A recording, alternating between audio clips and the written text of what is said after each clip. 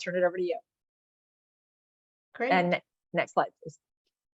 Great. Thank you so much for joining us. And as Danielle said, we are really thrilled that we are at this point to be able to offer this resource to our peers. It really, for us, feels like coming full circle. Our National Housing Trust sustainability journey began about 15 years ago through our role as a small affordable housing owner and thinking about the resources there, both in IRA, but also the body of research that was coming out about the role of sustainability in properties. I could lie and say that it was we were an early adopter and a visionary on the ills of carbon, but really what compelled us was what started us as an organization, affordable housing preservation. We saw the opportunities of energy efficiency to free up resources for residents, for our own property management, for our own resident services. Since then, we've been compelled by the impacts on resident health, clearly on the environment, on carbon reduction, but continue on affordable housing preservation. And after that, through our own real estate experience, we began proselytizing, and that was the start of how we became a policy leader at the nexus of affordable housing. And first, it was energy efficiency. Today, really resilience, decarbonization, energy sustainability. And it really began with our own work and our own portfolio. That work led to that policy leadership, which, I think we're proud of our role in helping advocate and ultimately get across the finish line the resources in the Inflation Reduction Act. So now it feels apropos that we're sharing what we've learned and opportunities to leverage these new resources with all of you so you can maximize the opportunities in your own portfolio for your own sustainability, for your own preservation, for the health and benefit of the residents that you work with. So really excited that you're joining us. Very grateful to our own team for their expertise in putting this together, and look forward to working with you over the coming months. Danielle, back to you. Perfect. Thank you, Priya. Again, let me welcome everyone. Once again, my name is Danielle Aragoni, National Housing Trust. Please do, if you haven't already, drop your name and your title and your organization where you work in the chat so we get a handle on who's here. We've got over 110 participants now, which is fantastic. A couple housekeeping items, if you will. We will be recording, as you can see, we'll be recording this session. The reason that we do that is so that you can share this with peers. You can go back and refresh your memory on things you heard, so that others who aren't able to participate in this bootcamp session still have access to the information. This was a very in-demand opportunity. We had about 3 times as many organizations apply to participate in this bootcamp as we were able to accommodate. So want to make sure that everybody has access to the information that's available. Finally, I would ask that you please stay on mute until you have an opportunity to come off and ask questions. There will be some time at the end for that, but we also do have a fairly packed agenda. At any time, please feel free to put your questions in the chat. We have folks on the back end here who are both collecting those and seeking to answer them. And we want to make this as interactive as is possible given our Zoom infrastructure. So with that, a quick peek at the agenda. We'll hear first from some of the folks who are really behind the scenes and making this possible. Then we'll move quickly into sort of what we're going to be looking at the next 6 or so months with you. What are our expectations, what you can expect from us? We'll talk a little bit about how we'll be supporting you and doing an analysis of your own portfolios to see how well positioned you are to access Inflation Reduction Act funds. We'll talk about some quick milestones. And then we're very lucky to have with us today leaders from HUD who are going to do a deep dive on one of the most emergent, fast-moving, and timely opportunities in HUD that I think will be of great interest to all of you, the Green Resilient Retrofit Program. And then we'll close us out with a quick preview and a request that you do a survey for us. So with that, let me first turn it over to John Moon. I'm so pleased to introduce John. Moon is with Wells Fargo Foundation. I want to once again reiterate my thanks to Wells Fargo for supporting us to be able to do this work. And John, I'll turn it over to you. Great. It's great to be with everyone. And I just wanted to say that we are extremely pleased to be partnering with the National Housing Trust, as Priya said, as national leaders and with national reach on this very important issue. We are very excited to support this training and this boot camp.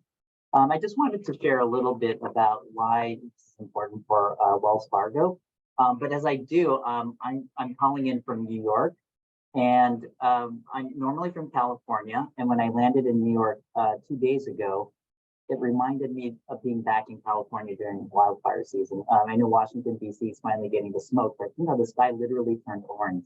And I don't think we need any reminders other than that this is an urgent issue that we all have a role to play in. And so with that, the hazy background of New York serves as my background today. So let me just talk a little bit about why Wells Fargo is really interested and our perspective on this. So first off, Wells Fargo, like many financial institutions, made public climate commitments.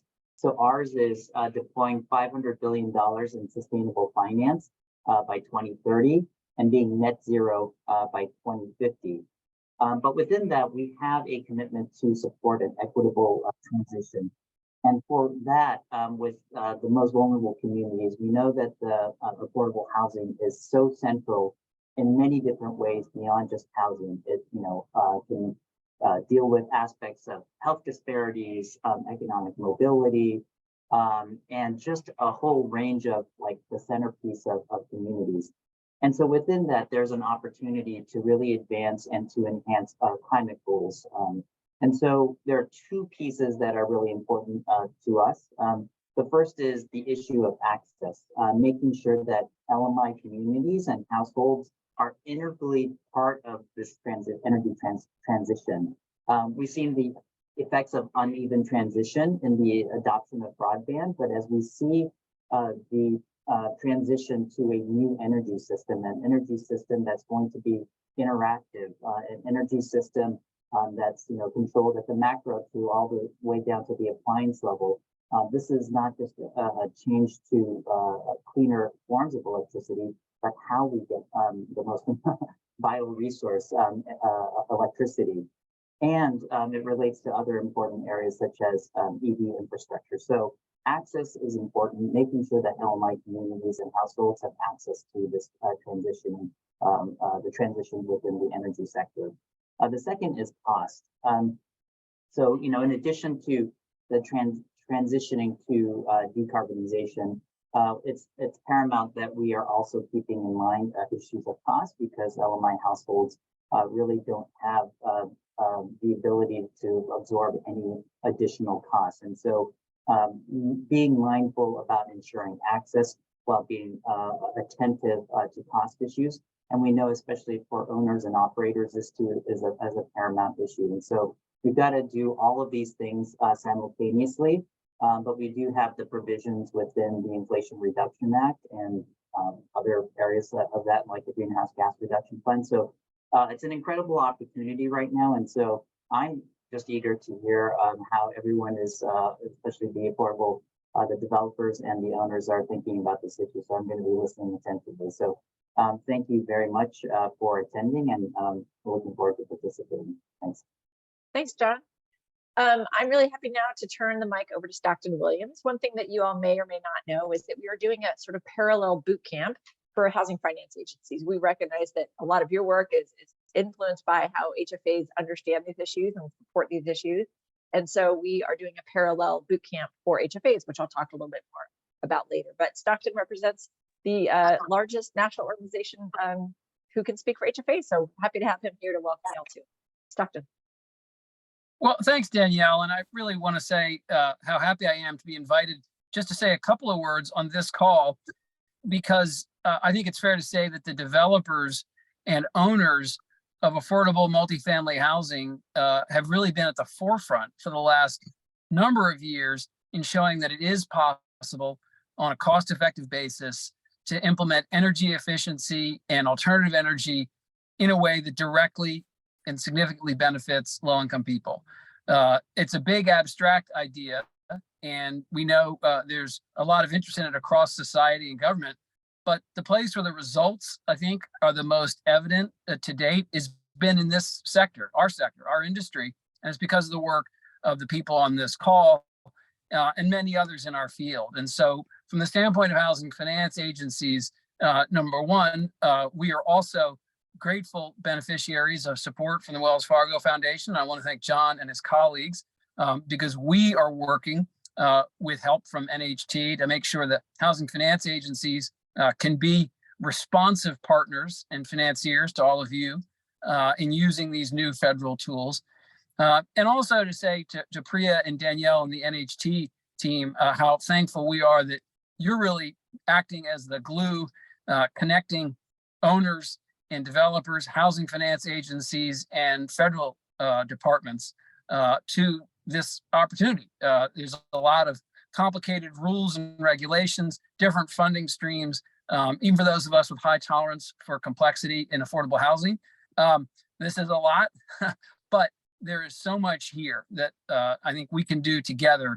And it's going to start with a common understanding of what's possible, where some policy and regulatory clarity might be needed, and what kinds of examples the innovators on this call can point to as inspirations for others to follow. So we're delighted to be part of this conversation, of course, but also really this broader effort to transform affordable housing. Thanks so much.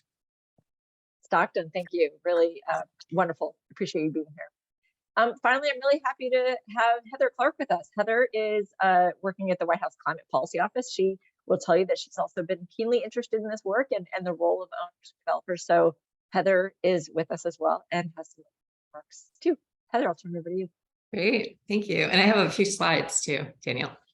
I'm Heather Clark. I'm the Director for Building Emissions at the White House. I'm in the Climate Policy Office, and I too am absolutely thrilled to be here and seeing all of you and in this meeting.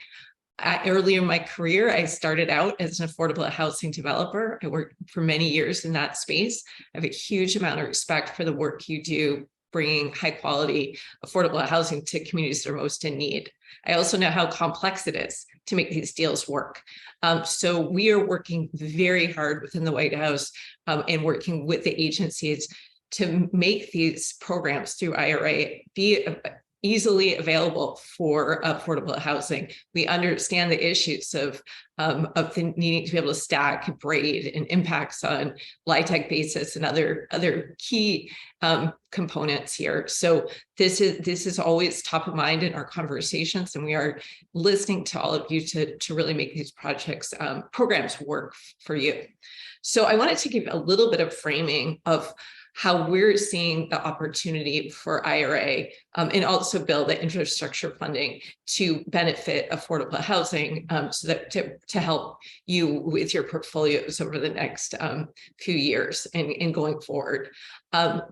We think about the co-benefits, and there are so many co-benefits in terms of investing in our buildings. I really like this image. It's of solar panels on an affordable property in Massachusetts. It was in the HUD PD&R magazine. Rooftop solar panels are helping to stabilize operating costs. And that's exactly right. We have this opportunity through energy efforts, whether it's renewable energy, energy efficiency, electrification, to really dramatically reduce the energy loads of our buildings or affordable housing. That helps you stabilize your operating costs over the long term. You will no longer be as dealing with the fluctuating fossil fuel prices, which we know over the last couple of years have been really hard to make numbers work on these properties. So let's figure out how to really ratchet down these loads and also benefit people in terms of health as well. Next slide. John mentioned we are in an emergency. I'm in DC today, and it wasn't pleasant coming into the office today. A lot of us were wearing masks out on the street. We've got to do something about this. So part of that something is dealing with our emissions. We've got to address this climate crisis. We need to work together to do that. There's also a very specific risk to our affordable housing portfolios. Last year, we had $165 billion in damages due to extreme weather events. That is the trajectory. It's not getting better at this point, it's getting worse. So we need to be prepared. National Housing Trust and Climate Central a couple of years ago did a really good analysis looking at affordable properties across the country. They're most exposed to climate risk, flooding, other issues. So we need to make sure we're protecting our properties because our most vulnerable populations are going to hurt most with the climate crisis. Next slide. So the good news, there are resources, there are opportunities. So you are going to get, I'm sure, lots and lots of information over the course of the coming months on the different programs that are available. We see 6 programs that are going to be most useful for affordable housing. Be very interested if you discover more, but these are the ones that I personally think are going to be the most useful. The HUD Green and Resilient Retrofit Program, which you'll hear more about today, that's going to be offering, it's competitive, but offering funding for deep investments in deep emission savings, deep resiliency improvements in buildings. The 45L tax credit, want to call your attention to that. That's for energy efficiency measures in new construction, but also retrofits. That tax credit's been on the books for a long time. Very exciting during the IRA, they finally made it so that it no longer affects LIHTC basis. So you're going to be able to use this if you have LIHTC property. It's really exciting. The 2 electrification, there's 2 rebates. Those will be rolling out. There's one electrification, one for energy efficiency. The dollar amounts are quite large, up to $14,000 per unit for electrification. That's everything from heat pumps to hot water, to upgrading your electric in your units. There is also funding for energy efficiency improvements. So some of the bread and butter, insulation, air sealing, we want to be reducing the energy loads of our buildings as we electrify them. There's also the solar and wind tax credit. Now, some of you may have tried to use the 30% tax credit in the past. If you're a nonprofit, that could have been an issue because how to use the tax credit. For the first time, this tax credit is refundable, meaning you don't have to have a tax liability to use it. In addition to that, there's going to be a 20% adder, which is competitive. The 30% is a base. You just get that as a rate. But for affordable housing, you can apply for a 20% adder. If you get that, that means 50% of your solar panels are paid for through this tax credit. It's a huge opportunity for these buildings. And then finally, the EPA Greenhouse Gas Reduction Fund will be rolling out, providing both solar funding for solar, as well as building retrofits and some new construction, but mainly retrofits. Next slide. I wanted to just share some inspiration of like, what might this look like for your portfolio? These are example projects. None of them have used this funding because they've already happened, but they kind of show you how you might be able to use this funding. This is a property in Maine, new construction LIHTC deal. They achieved passive house certification. Passive house certification, if you haven't come across it yet, these buildings are the most energy efficient buildings really in the world. They get the certification. Strongly encourage you to consider it for your new construction projects. On this project, they achieved a 60% reduction in energy use because they achieved that certification. They also did solar. So this type of project would be great for that 45L tax credit. It would also be a really good fit for the solar investment tax credit and potentially that solar adder of 20% if they got that award. Next slide. To the retrofits. Retrofits are always the hardest. We know that, but there are opportunities. On your left is Dunn Family Co-op. It's in Michigan. Secretary of Housing, Secretary Fudge was there a couple months ago. It's a senior housing complex. It's undergoing energy efficiency improvements as well as electrification. They're doing heat pumps. This would be a perfect fit for the electrification rebate as well as the energy efficiency rebate when it comes out. These retrofit projects really work well with these rebate programs. On the right is a much more aggressive energy deep energy retrofit. what this is, it looks like a brand new building, but what it is it's a retrofit of a building from the 1800s. It's in Brooklyn. They super insulated it from the outside. They achieved passive house certification. They went all electric. And the result was that they're achieving an 80% reduction in energy usage. This type of building would be a great fit for that HUD Green and Resilient Retrofit program, which is going for those deep emission savings.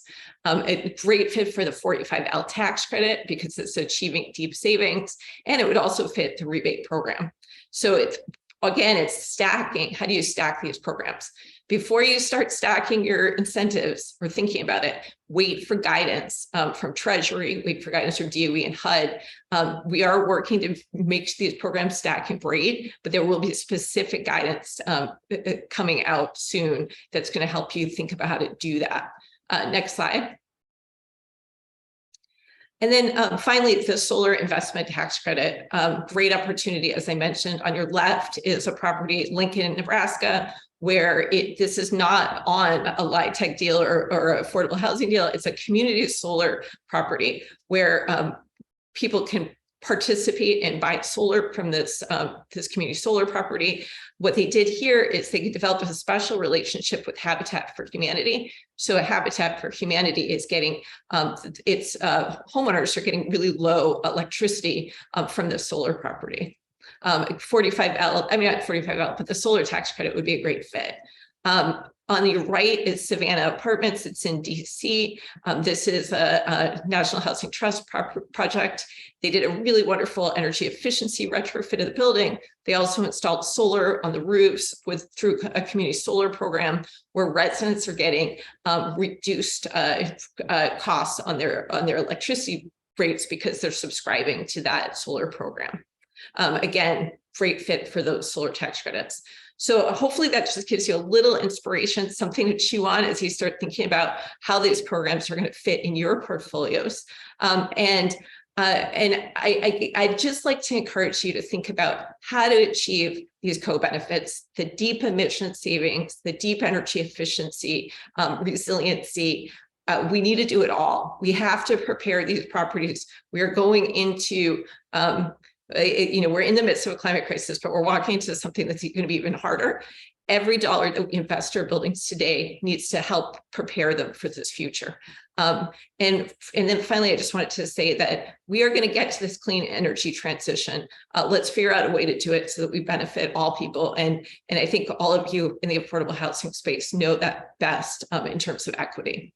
So with that, I wanted to thank you and turn it over back to Danielle. Thank you, Heather. That's perfect. I think that's a great setup for the rest of our conversation. And rest assured, I can see questions already starting to come in about the details. Rest assured that we will cover all of these programs that Heather talked about in detail over the coming sessions. We may not get to them all today. We won't get them all today, but we will do a deep dive on the HUD program in particular. Next slide, please. Let's take a quick step back just to say who's here. So I'm glad that you all have been introducing yourself in the chat. Please continue to do so if you haven't so far. Altogether, we have 19 different states represented among our owner and developer organizations here, 50 different owners and developer firms as a part of this conversation, which we're really pleased with. You are among 150 of your peers. This will be your learning cohort. This will be your learning group. All told, you represent about 902 properties. So over 900 properties are within the purview of the folks participating in this program. Just imagine for a moment, if you can, how we might be able to bring these benefits to those properties and to the people who live in those properties. I think that's something that to me is very exciting and offers me a lot of hope with regards to the challenges that Heather and John Stockton and Priya have described.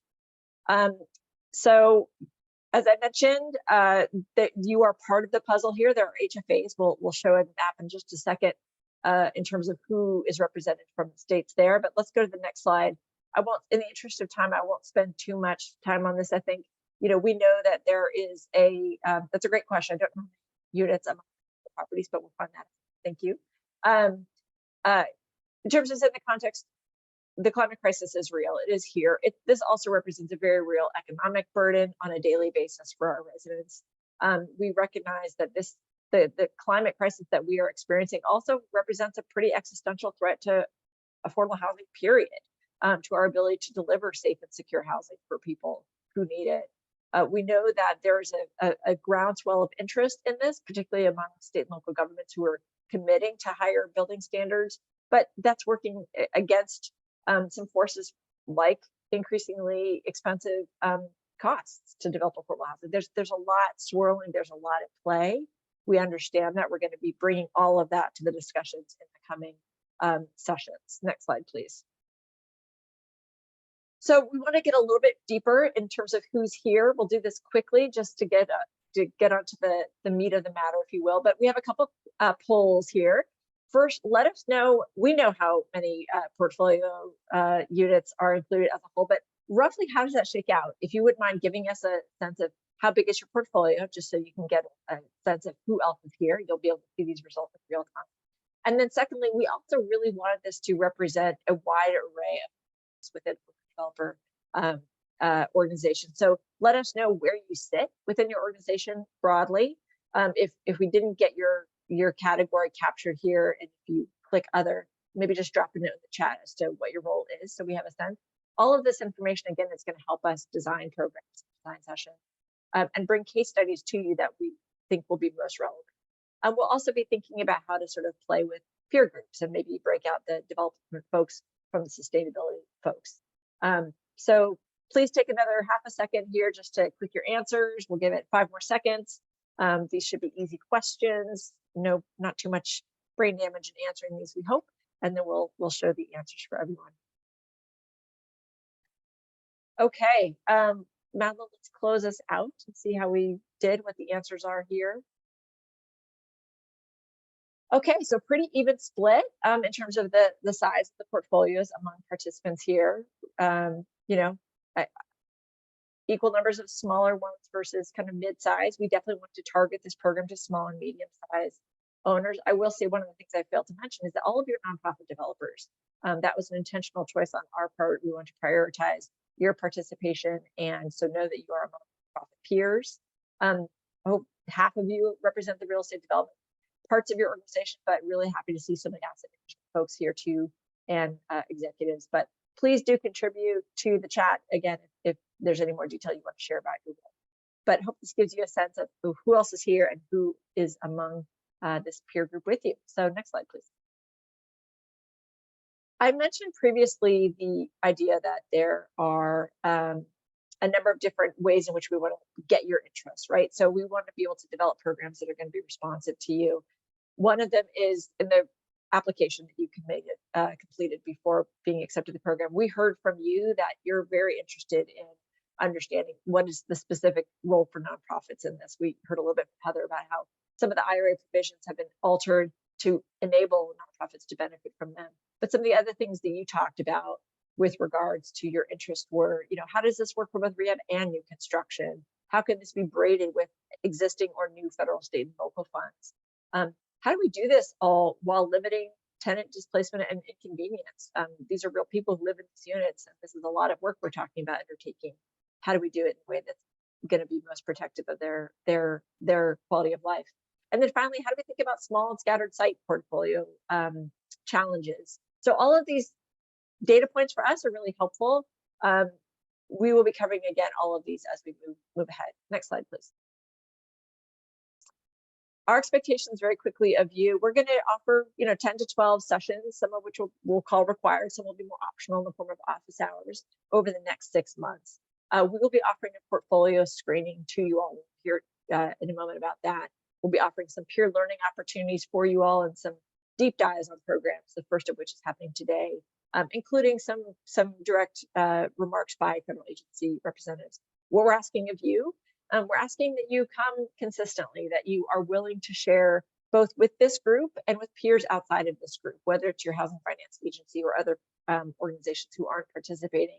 And if there's homework, we ask you to participate in that, because it will both enrich our conversation and it will help you get more out of this session. Next slide, please. So again, I mentioned that HFAs are doing a parallel bootcamp. For those of you who are in the states where your HFAs are also participating, there are 15 in total. We'll be thinking about ways to connect the dots so that what you're learning is being compared against what HFAs are learning. I will say that the HFA kickoff has already happened. If you're interested in what they heard, We are posting that material. We will be posting all of this material on our website, so you all can go back and look at both sets of content at any time. So that's available now. This session will be available as well. A quick question here in the chat: can you have another representative attend these sessions? Absolutely. And yes, you can share information between one another. As I just said, if you miss the session, by all means, you can go and look at it afterwards.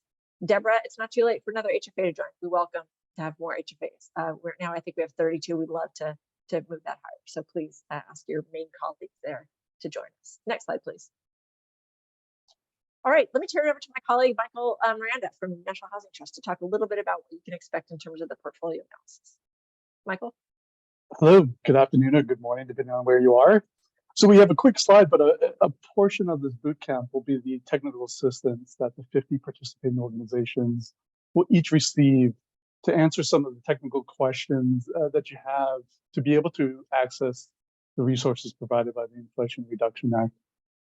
So we'll be sharing details and next steps very soon on how you will all be able to access the technical assistance.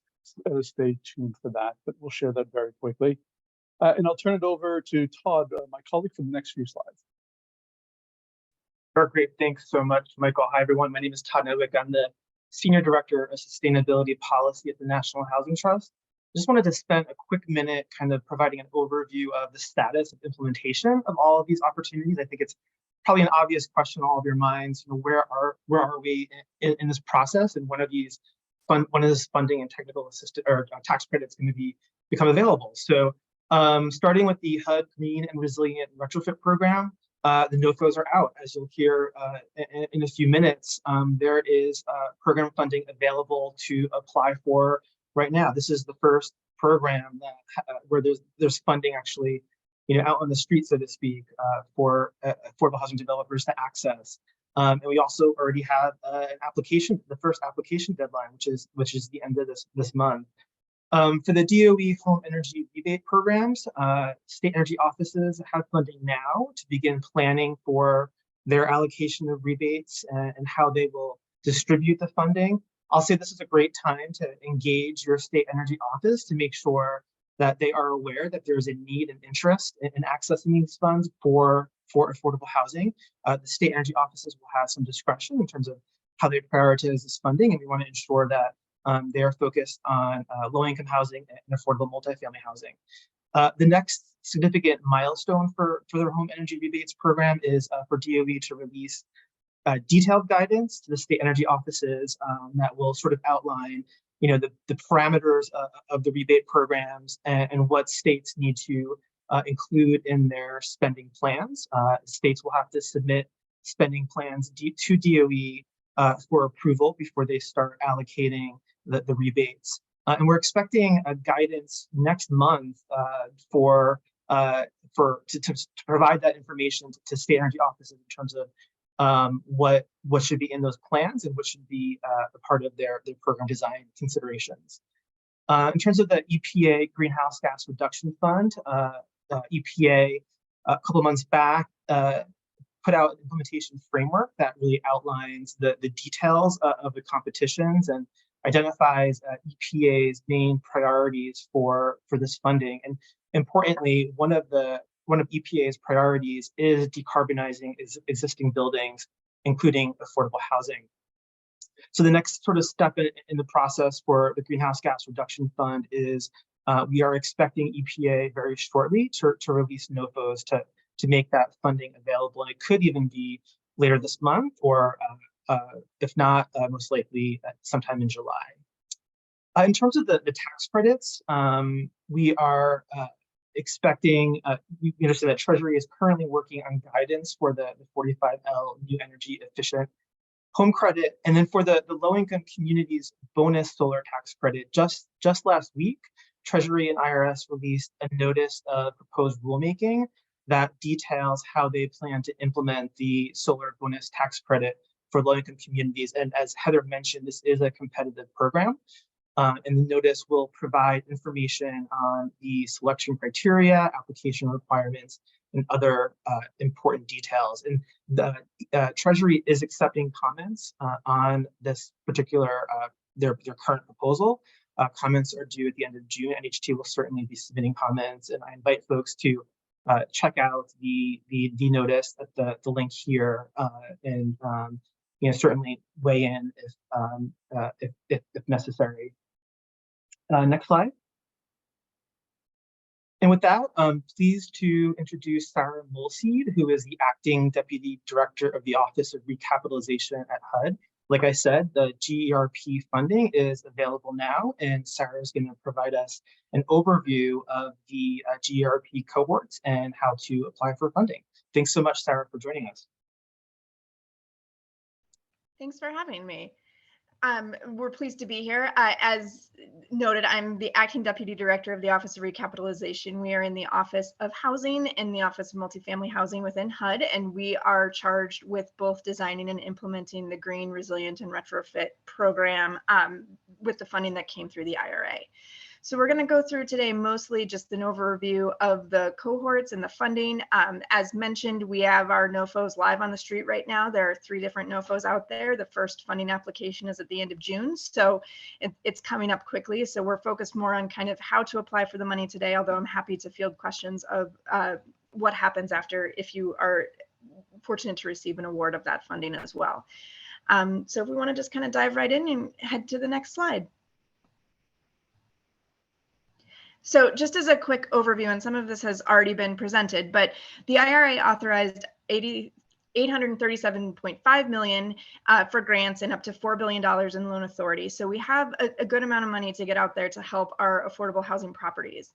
And we really designed GRP to fund retrofits in HUD-assisted properties to make properties more efficient, safe, and healthy, and focusing on carbon emission reductions, improved energy or water efficiency, benchmarking, improved indoor air quality, lower emission building materials, climate resilience upgrades, electrification, zero emission electricity generation, and energy storage. So we really have a pretty broad range of goals and technologies that we are assisting through this program.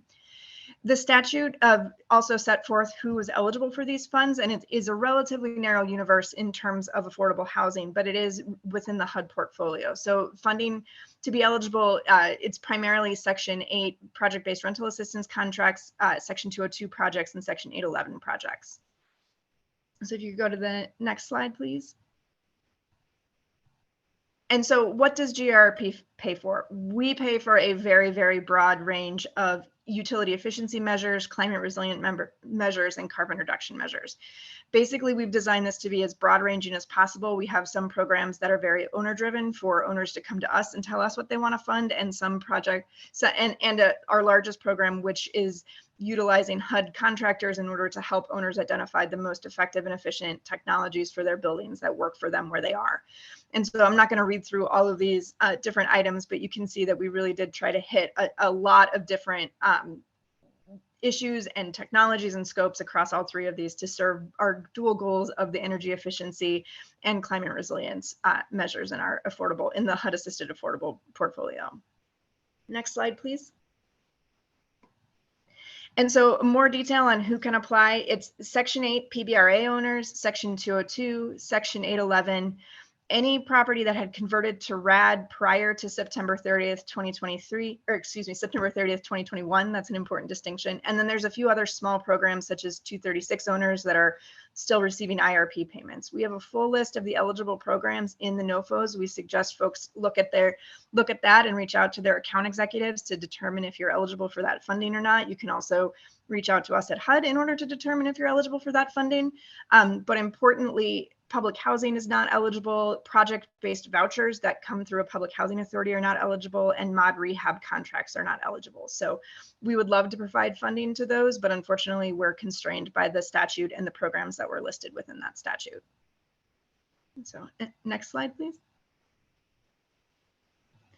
And we're also providing funding in a couple of different ways. And so these are consistent throughout the 3 cohorts.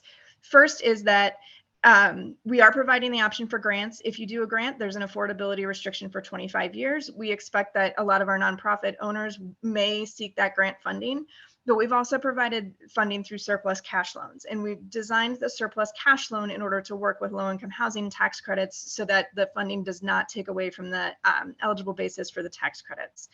The surplus cash loans have affordability restrictions of 15 years.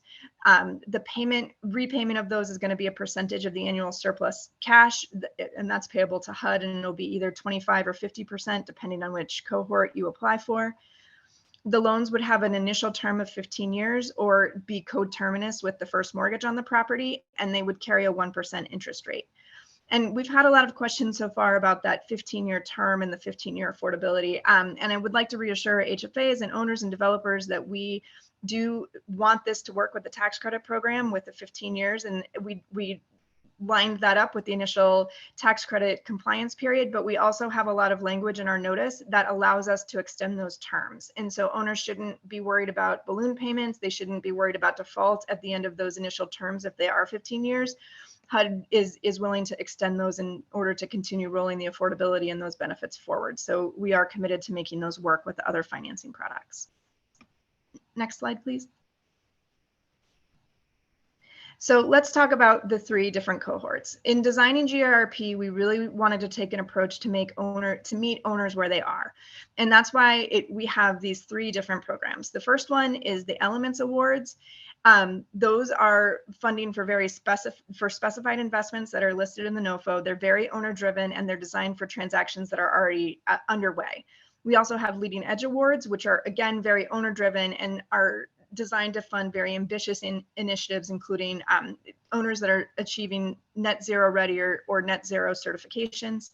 And then the majority of the money is within our comprehensive awards. And these are really designed for owners that may or may not have thought about recapitalization, may or may not have thought about their energy needs, to work with a HUD provided contractor in order to do a full assessment of the property and to figure out what makes the most sense for that property from an efficiency and a resiliency standpoint. And so now we're going to talk about each of the different cohorts in a little bit more depth. If you could run to the next slide, please.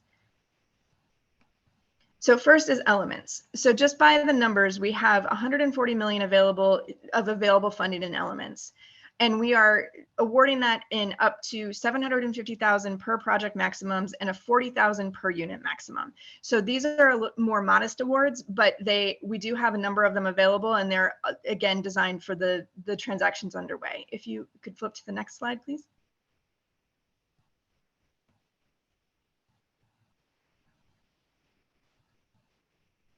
So Elements is really designed to provide gap financing for these transactions underway, or in order to make the in-progress transactions greener and more climate resilient. And so it's applicable to the HUD-assisted multifamily property owners who are materially advanced but not yet closed in a recapitalization effort. So if you've received a tax credit allocation, if you've submitted a firm application for FHA, if you have a commitment for debt, those are the projects that are eligible for Elements.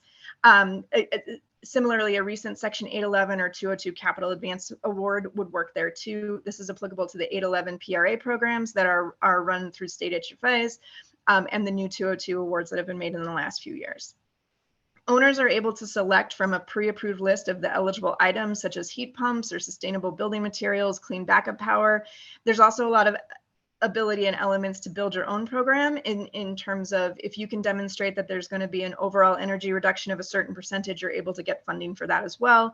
There's also funding for soft costs and other transaction costs within the Elements program. So this is really the way that we think about this is the menu. This is the menu for owners who are already underway and just want to get more green components into their buildings or don't want to lock in older, less green technology for the life cycle of their project. Next slide, please. The Elements Award is the first one up. The first wave of applications is due at the end of June, and then we'll have additional 3 more waves of applications due in about 3-month increments. The second one being due at the end of September, and then in January, and then in March. And so the idea here is that if you don't have a recapitalization going now, you haven't missed the boat. You're not going to miss this funding altogether. We have made sure that we won't award all of the funding right away. We have spread it across the year so that if you have a transaction that's coming up and you think will be ready to go more towards the beginning of the year, that is a good application period for you as well. So again, we've really tried to spread these out in order to catch folks where they are in their development processes. Next slide, please. And the application for Elements is, again, it's available on our website and also through grants.gov, but the application is a pretty simple Excel form that includes pro forma sources and uses that demonstrates there's a need for GRP funds. There's a narrative description of the proposed work. And then the application also requires evidence that various third-party reports have been done. And that's including a capital needs assessment, environmental due diligence. So that's going to be a Part 50 review that we do for this funding. And then also we need to have cost estimates for the elements that folks are seeking to have funded, as well as information about the other financing sources. So essentially, because we're looking for properties that are already undergoing the recapitalization, we just need to see the evidence that that recapitalization is in fact underway, and that we're also wanting to make sure that the overall physical needs of the building are being taken care of, even if we're not funding them through this particular cohort of GRP. Next slide, please. Once the applications come in, we will be prioritizing them based on categories that are set forth in the NOFO. And so we will prioritize applications that have a green certification, and then whole building electrification, applications that have sponsors that have committed to the Better Climate Challenge, applications that are in a priority energy community, and then applications that have committed to the sponsors that have committed to the Better Buildings Challenge. And so the way that that works is that we will look at and review all of the applications that come in for Elements, and then basically start awarding funding based on the amount of funding requested and whether it's a grant or a loan, and then go through first all of the ones that have green certifications. And if we can fund all of those, then we'll move on to the buildings, all of the applications that are doing whole building electrification, and so on until we run out of funding for that wave. If an application is not funded in the first wave, the application just stays in our pool and will be evaluated in the second wave unless an owner wants to withdraw that application to update it, or in general, if the timing just doesn't work. And so you are going to still be evaluated at additional waves unless you withdraw that application. Next slide. And so then that takes us to our leading edge cohort, which is our second cohort. By the numbers, we have 400 million available for leading edge programs. We are funding up to 10 million per project maximum and 60,000 per unit maximum. So this is a much more substantial funding project. And the goal of this project overall is to really get to some great outcomes and really good integrations of technologies and large energy reduction. Next slide, please. So the leading edge awards, again, these are designed for the multifamily property owners with the capacity to achieve a high level green certification. It doesn't matter if you've thought about a recapitalization yet, as long as you can look at this and tell us that it's feasible to select or to achieve a high level green certification. You don't have to really be very far along in your recapitalization planning. But it is important to note that the receipt of the full GRP award does require receiving one of those certifications. And so getting the leading edge certification or one of the qualifying certifications is really the driver of this. And it allows HUD to kind of rely on the owners to do a lot of the due diligence, the scoping, the planning for what they want to incorporate into their property. Next slide yet. So in the leading edge NOFO, the first applications for those are due at the end of July. And then again, we have waves 3 months after that. So all three of our cohorts, we are just basically going through a circle with waves due approximately every 3 months. So you can see here for leading edge, we have the end of July, end of October, January, and April. Next slide, please. So I mentioned the leading edge qualifying green certifications, and these are listed in the NOFO. We have listed a few examples of these. We have picked certifications that are designed for retrofits, as well as if you are doing new construction, that is an eligible use in leading edge as well. And so we recommend that all owners go and check out the NOFO and to evaluate the certifications to see which one may be the best fit for their property. Next. Eligibility. So owners that commit to be eligible for this, you do have to have more than 50% of the units assisted by one of the eligible HUD rental assistance contracts that we chatted about at the beginning. Owners also have to commit to achieving that certification. And then selection is going to be based on the property's current energy efficiency as measured by MBEST. MBEST is a tool that we've developed in partnership with the Department of Energy that is a pretty quick spreadsheet, a very simple tool to kind of give us a sense of the energy efficiency of a building. So that would need to be submitted with the application as well. And then the awards will basically rank. we'll basically rank the applications by the MBEST score, subject them to regional and then metro and non-metro set-asides to make sure that we're getting a good distribution of awards through the country. And then the leading edge awards are limited to 12 awards per owner or its affiliates. So we're also making sure that there'll be diversity of who's getting these awards. Next slide, please. Similar to elements, there's just a simple Excel form and that it will include some initial sources and uses. They can be very preliminary for the leading edge because we do not expect that these recapitalizations are going to be too in progress, although they can be. There needs to still be a narrative of the green and resilient work. You have to identify your team members and demonstrate capacity. Since we're really counting on these owners to achieve these green certifications, we need to see that there is development team capacity to actually achieve the certifications. The MBEST tool is required in the application, as well as an engineer architect's determination that it is feasible to determine or to achieve that certification. At application, we're not asking for a lot of plans or design to be done, but we do want to have at least a base level of due diligence to know that the actual certification that you've chosen can be achieved at your property. And then similar to the elements cohort, we are looking for the demonstration of some environmental due diligence as well. Next slide. I'm not sure I understand. And then moving on to the comprehensive cohort, this is by far our biggest cohort. This is 1.47 billion in comprehensive funding. It's a 20 million per project maximum and an 80,000 per unit maximum. And one thing I'll note is both for comprehensive and for leading edge, the funding per unit is based on all units in the project, even if you are not 100% assisted. So you have to be 50% assisted to be eligible, but then we'll calculate your funding based on all of the units. Next slide. The comprehensive awards are our deepest retrofit program. We are looking to really fund deep retrofits touching efficiency, renewable energy, carbon emissions reduction, basically the entire scope. All of our multifamily HUD programs are eligible regardless of expertise or capacity for development, or even whether they've ever thought about doing a redevelopment at their property before. And the goal of the comprehensive program is really to provide a property tailored integrated design team approach to a scope of work development. And this will hopefully reduce costs to the owner and bring in expertise to help design an impactful project for the community as well. Next slide.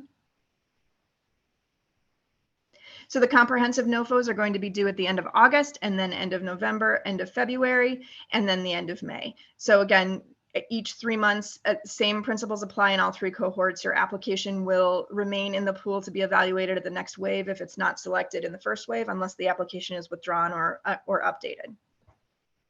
Next slide. The application for comprehensive is very, very simple. It's basically just property information and identifiers of property characteristics. The biggest part of the comprehensive application is that we are seeking to look at energy efficiency either through using the MBEST that we're using also in leading edge, or through benchmarking through EPA's portfolio manager. So we have a portion of the funding reserved for those properties that do benchmark, and a portion that can be used for the MBEST tool. But other than the benchmarking, there's nothing to really prepare or supply for the comprehensive application.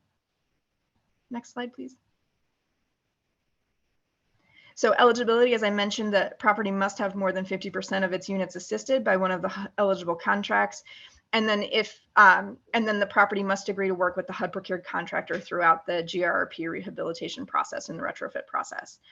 As mentioned, we're going to do selection based on energy efficiency, which is determined either by Energy Star or MBEST. And then we're also looking at climate risk, and that's going to be based on FEMA's National Risk Index. So every property has a National Risk Index score. We're looking at those scores both on a census tract level and a state level, so that we can try to get a good level playing field among our applicants. And then we're going to basically put those scores together and rank them from top to bottom, and then subject those to regional, metro, and non-metro set-asides in order to select our awardees. And then in the comprehensive pool, an owner or its affiliates cannot have more than 15 awards per owner. Next slide. After being selected for the comprehensive cohort, a multifamily assessment contractor or a MAC will be assigned to the property in order to basically do the assessment suite and then to come up with a scope of work. And so the HUD and MAC and the owner will work together to do an environmental report, capital needs assessment, an energy audit, a renewable energy assessment, and a climate resilience assessment. And then based on the results of all of these assessments and the needs of the property, the owner and the MAC and HUD will work together to come up with the scope of work that's going to include the standard property improvements, decarbonization, electrification, utility efficiency upgrades, and also resilience enhancements. So it really is taking that comprehensive deep dive into the property to figure out the deepest retrofits that can be done with the funding available. Next slide, please. The funding structure of GRP is also in the comprehensive pool is a little bit more complicated in both leading edge and elements. They're essentially either grants or loans to the property, and the owners go out and build their capital stack. In comprehensive, it's the same, but the funding gets allocated in a slightly different way. So the owners will be expected to pay for certain items, including those that have quick payback or those that are just basic standard asset management practices. And then there will be cost share items where the owner will be expected to pay the base cost, but HUD will pick up the cost for a greener efficiency. So if windows need to be replaced, for instance, the owner would have to pay a basic window cost, but the GRP could pay a more efficient window cost. And then there are high impact GRP items, and those are going to be enhancements going beyond the CNA identified needs, electrification, climate resilience issues, and energy generation, like I think I said electrification already, anything that can really be considered high impact. And there's a list in our notice of what we consider the high impact items. Those would be fully paid for by the GRP funding. 25% of every award is going to be set aside just for those high impact investments. And then we also have a set aside of the GRP funding to ensure that we can contribute towards transaction costs for these developments as well. The initial award is going to be for the maximum amount. So every project, when it's awarded under comprehensive, will get the lesser of 20 million or 80,000 per unit. And then that award will be adjusted downwards after the scope of work has been developed to cover the actual GRP eligible costs. Next slide, please. The owner contribution, that can be from a variety of sources as well. We're looking to use the reserve for replacements that are already at the property, owner equity, out of pocket, commercial debt. Other federal, state, or local funds, including other IRA programs, can be brought in to the stacking that I think was mentioned at the beginning of this. Other external financing sources, FHA loans, tax credits. We do have an amortizing repayment loan for owners that are not able to secure their debt because of the size of their property or other financial considerations. And then for 202 and 811 properties that usually have nonprofit owners and no access to their residual receipts, will actually allow those properties to use up to $20,000 of their per unit of their GRP award to pay for those owner contributions. So we do expect there to be some properties that have very low contributions, and we expect other comprehensive deals to come through and to do very large scale redevelopments with tax credits and debt. Next slide, please. So how to apply? The application materials are on our website, which is hud.gov/GRP. All applicants must have a UEI number from sam.gov. For leading edge and comprehensive, you'll need to complete the benchmarking in portfolio or the MBEST, complete the Excel form, log into grants.gov and complete the workspace application, and then upload the documents and submit before the deadline. So that was like a 20-second method of what I know is going to be many more hours of panic-inducing time for the owners out there, having done these applications myself in the past. But as I've said, we have tried to make it as simple as possible, and we welcome feedback if there are issues, especially as we hit these first waves, since we're in this initial implementation period. Next slide. So additional resources, look at the notice, look at the NOFO. We've really tried to make those as comprehensive as possible. A lot of questions can be answered there. It's a lot of guidance that we developed over the last 9 months. We've also published a lot of resources on our website, hud.gov/GRRP. You can find pre-recorded webinars walking through applications, talking about each cohort more in depth, including, and also frequently asked questions, which we are updating very often based on the questions that we are getting from everybody. We had one live webinar, and that recording is up on I believe should be up on our website as well. And we'll probably do additional live webinars as the summer progresses. And then the biggest thing I'll give a plug for are our office hours. We are doing office hours from 3 to 4 on Wednesdays in the month of June, and probably continuing through the summer. This is an hour for anybody to dial in. We usually start off the hour with a couple of overview things where we have heard lots of different questions from, and then we basically take questions for the audience. So you've got the HUD Brain Trust that put this together on the line, able to answer questions of anything that comes up for you. We can't necessarily offer answers on specific eligibility questions or application strategies because the NOFO is live, but we can certainly answer other questions about how the program is supposed to work and help problem solve. We also have a GRRP inbox, which is just grrp@hud.gov, and we are answering questions from stakeholders usually within 2 to 3 days when those come into us. So we've been out there. Hopefully this isn't the first time you're hearing about it if you have an eligible property, and hopefully you've been able to find the resources that you need. And if not, we're happy to point you to those. So I think that was the last slide I had. I got through those a little bit quickly because I definitely wanted to leave some time for questions. So Yeah, thank you so much, Sarah. Lots of great information. We do have some questions that were in the chat. Several of them relate to basically clarifying which projects are eligible. So for Section 8, project-based vouchers through an HFA, are those properties eligible or not? Project-based vouchers are not eligible. So if it is a voucher contract, it is unfortunately not, it was not included in the statute, and we are not able to fund those. Okay. So it's worth looking at the first page of your contract. If you see the word voucher, it's a good indication that it's not eligible. But if it's one of those older PBRA that run through an HFA, those should be eligible. Great. And then what about tenant-based vouchers? Tenant-based vouchers are not eligible. And then is moderate rehab ineligibility confined to projects with active mod rehab contract terms, or also to those older projects who are on a year-to-year half? Nope, unfortunately, mod rehab projects are not eligible. If you had a mod rehab and you converted through the RAD program before 2021 or September 30th, 2021, you would be eligible. But if you have a current mod rehab, or if you are currently converting, you are not eligible. And then, so what if a property has Section 8 units for a portion? Are those properties eligible, and how does HUD consider that in terms of the award level? Sure. So all properties that have any of the eligible contract types are eligible for the elements cohort. It doesn't matter how many units are funded. If you have 4 units funded in your 100-unit property, you are eligible. In leading edge and comprehensive, though, you have to have more than 50% of your units assisted by one of those eligible contract types in the NOFO in order to be funded. In all cohorts, we determine eligible funding based on the number of units in the project as a whole, because we recognize that the efficiency upgrades and the systems that are needed are usually whole building systems, and will make a whole building impact for the climate and emissions issues that we're dealing with. And so we do calculate funding based on total number of units in the project. So what about for leading edge new construction awards? How are those selected? Is it new construction only considered an eligible cost within a larger recap project? So that's going to depend. So on the leading edge cohort and the application, you need to still apply based on the HUD project that is assisted in the HUD system. And so all HUD projects have IREMs. That's our system to kind of track in multifamily.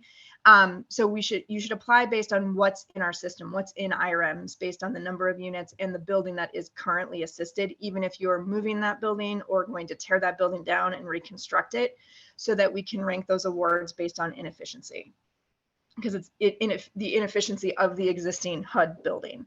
So if you are doing full new construction, that should be eligible. If you're doing new construction as part of an overall recapitalization, we'll make all funding calculations and all other kind of judgments based on the existing building as we see it in the HUD system today. Got it. Great. And then is the eligible properties criteria set just for this application round, or is it set for all GRP funds? It's set for, so the NOFOs that are out now are the NOFOs that are going to be out for the entirety of the next year with different waves.